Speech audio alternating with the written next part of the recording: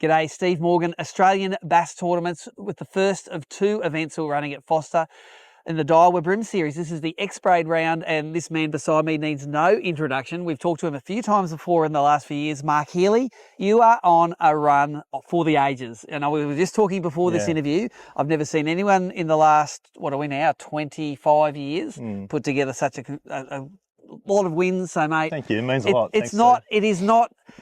And everyone says, oh, you've just come on and smashed it. But we were talking before, it's taking you 20 years to get all of the kinks out of the system, to make the right decisions and to have the results to back it up. So I think that's awesome. It's been a long work in progress. Well, let's talk about Forster, work in progress. Didn't you in the old days used to come and holiday here? And I still do. Every Christmas we take an opportunity to come up here and stay at the caravan park just over our shoulder. And it's a bit of a family tradition. My parents are doing that. My grandparents are doing that. Wow. So I've been doing it for 40 odd years, and my kids are spending their summers up here at the beach and out in the boat and that type of thing as well. So the tradition lives on. But that said, you still haven't done that much rack fishing in Forster. No, and I don't think I've fished. It's probably been a good 5 years since the last probably ABT here that I fished for BREAM, because I don't do much of the over the holiday period. It's all sort of offshore and that type of thing, and so I haven't really fished a lot for BREAM over at all at Forster in the last 5 years, and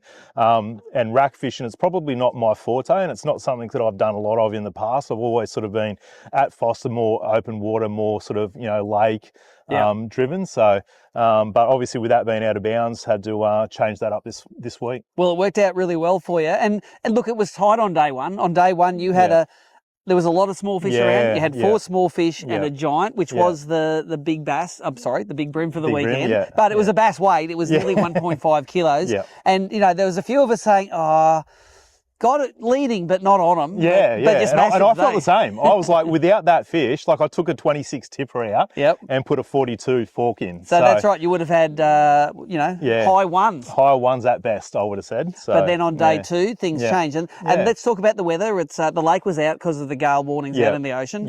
And a good decision too. I think it would have been fairly dangerous today, and more so yesterday with that wind. And it gets to a point up there and it gets that windy, you physically can't fish it. It makes it very, very difficult. The water churns up and it's not very, conducive in any case. And then what it's done though is it saved a majority of the arena for the next event. Yeah, that's right. Going to be a whole new arena. Yeah, and I think that's good, because like a lot of people go up there, that'll be fresh fish as well. A lot of ground that hasn't been hit. Well, these ones have copped a hiding.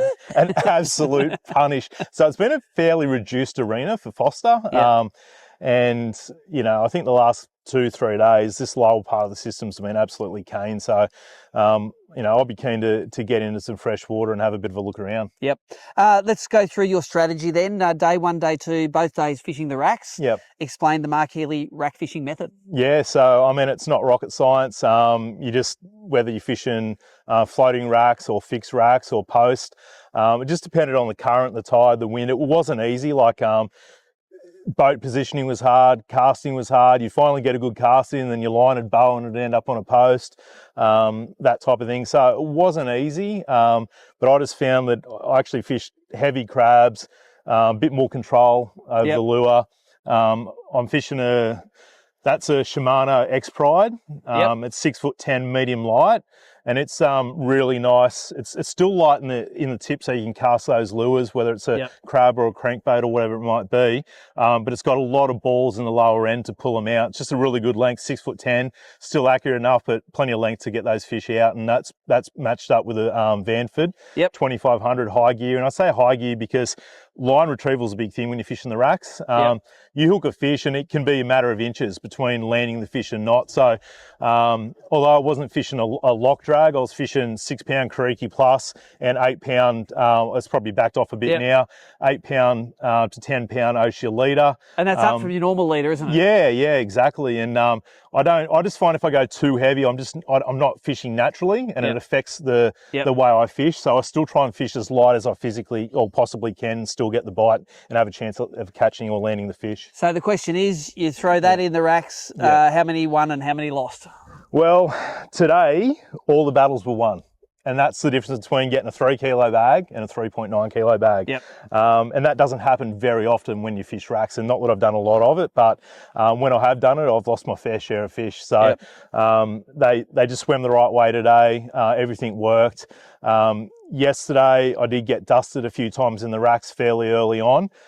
Again, it was real quick though. So a lot of the times, sometimes the rod won't even load up. Like it'll just be that quick. You just don't know. It could have been small could fish. have been like that. Yeah, or like that. You just don't know. So, but I did feel the weight on 1 or 2 fish yesterday. They would have been definitely in my bag, but at the end of the day, it hasn't made a difference. And I think you can't expect to land them all too. So I think hit and miss rate over the week, over this past 2 days, has been pretty good. So I tell you, one person that was super happy to see you win was Steve Pryke.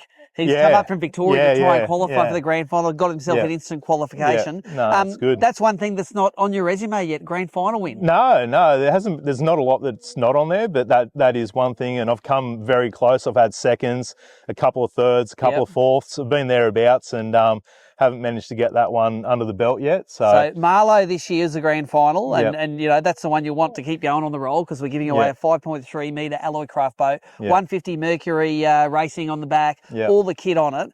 And it's just before the Shimano Victorian Open, so you get to go and fish Marlow, Ben, Marlow, and then the Gippsland Lakes. It's going to be a good tour, isn't it? Good setup.